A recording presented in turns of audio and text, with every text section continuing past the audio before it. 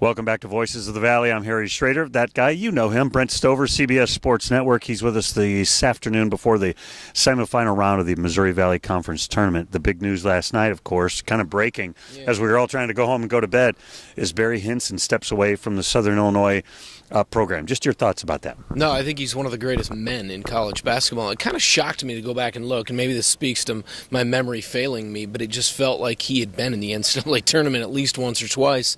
That's the shocking part, and he obviously did the deal with his chancellor before the year. If I don't get Southern Illinois to the big dance, I'm going to step down. He held true to his word. He's an incredible human being, and he's won a lot of games. He's 4-4 in the NIT, but again, no NCAA tournaments in 17 years in this league. And, you know, obviously, there's still people at Southwest Missouri State, now Missouri State, but when he was there, or at least a portion of when he was there, Southwest Missouri State, but there's still people that say, man, we never should have let that guy go. So you just know how highly respected he is and how much success, again, we get judged right or wrong by the NCAA tournament, but he's won a lot of games in this league, and obviously for the dean of coaches to step down, that's huge news. It was heartbreaking last night because what you said, we really like Barry Hinson. I mean, he's such a great guy and a great human being, and I was talking to Mike Reese, their play-by-play guy, earlier in the weekend, and he just gushed about Barry's involvement with people and involvement in various causes and so forth. Let's turn our attention to basketball here this afternoon, and great opportunities lie ahead for these teams. Nick McGlynn now officially out for the game with Drake and at Northern Iowa. But let's talk about that first game. Loyola and Bradley, they split in the regular season, and a little bit different kinds of teams. Let's talk about that game a little bit. No, it's they'll do. I don't know what the Lord's telling us, but no, Loyola, I mean, they're the story. They're the headline. They're the headline nationally. People are going to be watching today. And not that they wouldn't normally, because this is, you know, I tell people when I go back to New York City, you got to go to Arch Madness before you die. It's a bucket list thing. But especially with Loyola, and I know they don't want to keep talking about last year, and I understand that. And I understand that Coach Mosier, when we talked to him after his post-game press conference yesterday, he said, man, 5 of the first 7 questions were about last year. We can't get past it. That's the deal. And when people tune in today, that's the deal. They're thinking about last year in the Final Four run, and they're saying, what can this team do? They're playing their best basketball of the season right now. I mean, they're playing their best basketball of the season right now. I wouldn't put it past them to win 2 more this weekend, and then I'm not betting against them in March. Obviously, it's all about the matchups, but I'm not betting against this team right now. There's enough of those guys that tasted the Final Four last year.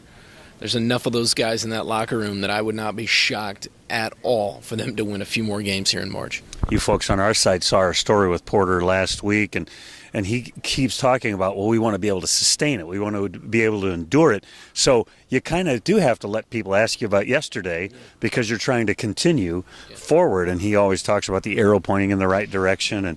But Krutwig and Towns and Custer and Lucas Williamson, all guys that were major players a year ago. And so 4 of those guys, 4 of their top 6 or 7, are still here with all that experience. He talked to us yesterday about Clayton Custer has definitely taken a step back this year in terms of his production. But in terms of his leadership and doing all the little things, it's been a huge step forward. And people aren't going to really understand that.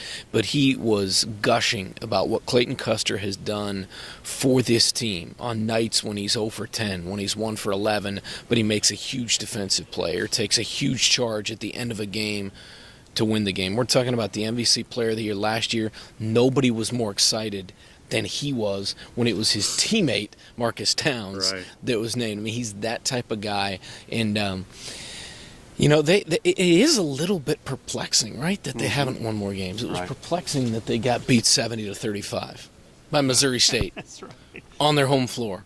Lost to Furman early in the year, a couple of hiccups, and yet, as you said, Brent, they're playing their best basketball right now. I think they're a dangerous team. Interesting note, one of our sponsors, the Rail Golf Course in Springfield, Illinois, they're offering 2-for-1 specials through our website right now.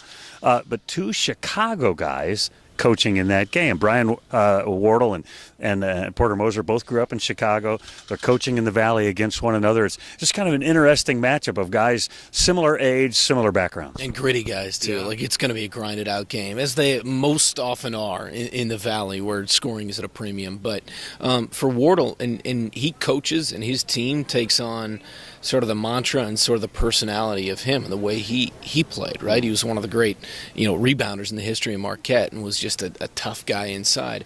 And it's interesting to note, and he talked about this yesterday, our record may not be as good. And when you look at the numbers, it may look like a step back from last year, but he said this program has taken a giant step forward with the way that we have played. We haven't always gotten wins in those games, but we've been in almost every game. To finish 500 doesn't look as great, but again, none of that matters if they beat Loyola here today. Yeah, and they lost their first 5 Valley games and then finished 9-9 and now won another game. They've won 10 of their last 13 games or 14 games. I mean, they're playing good basketball as well. Nightcap or the later game, you'll have both of them on CBS Sports Network today. Northern Iowa looked very good last night, and Drake and the managers who they'll probably put in the game today, they just have nobody. They have 6 scholarship players on the team. I love these two coaches too. Darren DeVries, I mean, year one, no rookie head coach in terms of taking a job for the first ever time as the head coach in a program has more wins than he does this year. He's literally the most understated guy. We found out yesterday he and his family are living in his brother's basement while they're building a house there in Des Moines. And that isn't shocking at all. But, it's been – and then Ben Jacobson is one of my all-time favorites. And so this is one where it's tough to root against either one of these guys. Interesting that Wyatt Lohaus – I don't know if you knew this. Brent, his brother was there. Exactly. Yeah. I don't know if you knew this, but the mid-range game – might be back. Did you see all the mid-range shots he hit? 16-footers. 21, yeah. and then the game-winning shot essentially was AJ Green, little back-down, turnaround, physical play, mid-range shot. I mean, they play old-school basketball, and they take. You want to talk about a team? Take away the A&M loss in the round of 32 a couple of years ago. That was devastating. That was a terrible day. Every other time in big moments, his teams, Jacobson's teams, never get rattled. They always make the plays. And again, that's taken on his personality. And he gives his guys so much leeway. They make mistakes, whether it be in practice or in games. He stays off them. He said, you figure it out.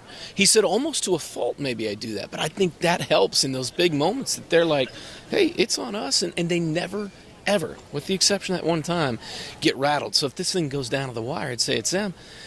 But for Drake, you lose your top 3 players. DJ Wilkins' final game breaks his leg. McLean not going to play. And then obviously the Nick Norton injury right at the start of conference play. A guy that was averaging 6 assists a game, double-figure scoring, a lot of rebounds as well. I don't know how in the world they get it done. But the Murphy twins on the same day yesterday, both on the same day, and maybe it's because they're twins, played their best game, combining for 42. If they could get something close to that again, you would think they're going to be in the game at the end. And the Noah Thomas kid, and he has a bad toenail. I don't know if people know about that. Like, he's got an injured toenail right now, which if you're a speedy little guy, that's a problem. I can't imagine what he looks like when he doesn't have an issue with his toe. It's unbelievable. So I'm not going to count him out, certainly, even without their top 3 guys. My pregame interview with Darren yesterday, because I was doing the game on radio, I said, we've counted you out 2 or 3 times, and we're counting them out again today, but, who knows? But that's if you said, hey, pick the matchup you're most looking forward to, they're both going to be awesome. Mm-hmm. But that would actually be the one, just because if Drake wins, it's an unbelievable story.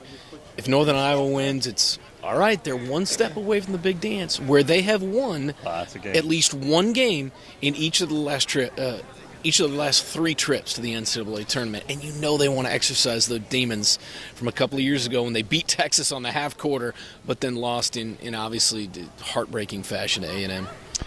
And in that game, both those guys coached with Greg McDermott. They both have similar roots. So we got the 2 Chicago guys and the 2 Greg McDermott disciples. It's going to be an awesome day. And one thing about DeVries, too, is 2 decades as an assistant on the same staff. You never see that, and he's talked about it. There were opportunities at Drake. He's wanted that job for a long time, and a couple of times where he interviewed, wasn't the right guy. Other jobs that he was interested in, those jobs were not interested in him. It's such a testament to if you just keep battling, you keep grinding, you keep going to work every day. I mean, he literally is like an analogy for life. Absolutely. For me. And it's so cool to see what he's done in season 1 and to see him in that position right now as well. That's Brent Stover. You can watch him today on CBS Sports Network all day long. 2 great basketball games here. Thanks for your time. Thank you, as always. I really enjoy always chatting with you. Me too. This is Voices of the Valley. We'll be right back with our next guest on ValleyHoopsInsider.com.